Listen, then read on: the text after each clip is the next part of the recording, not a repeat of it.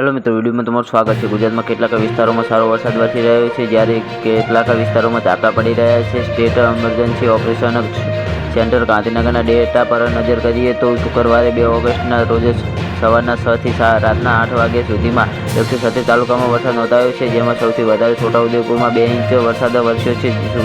શુક્રવારે 8 તાલુકામાં 1 ઇંચથી વધારે વરસાદ વરસ્યો છે। તો જી હા મિત્રો, મોટા અને મહત્વના સમાચાર સામે આવી રહ્યા છે।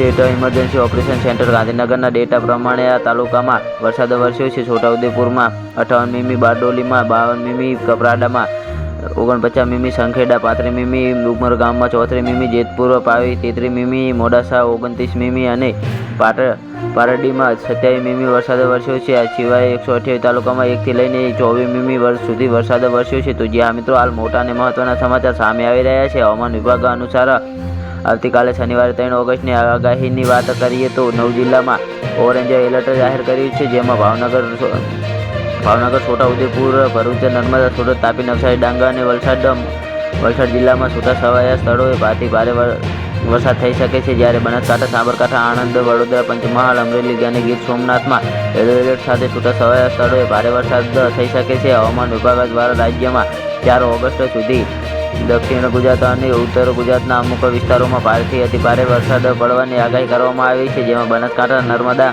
ભરૂચ, સુરત, ડાંગ, નવસારી, વલસાડ, તાપી જિલ્લામાં છૂટાછવાયા સ્થળોએ ભારે વરસાદને પગલે યલો એલર્ટ જાહેર કરવામાં આવ્યું છે। તો જ્યાં મિત્રો, અમારો વિડીયો કેવો લાગે અમારી કોમેન્ટ બોક્સમાં જરૂરથી જણાવજો અને ચેનલ પર ન હોય તો ચેનલને સબસ્ક્રાઈબ કરવાનું ના ભૂલતા। તો વિડીયો પૂરો જોવા બદલ તમારો ખૂબ ખૂબ આભાર।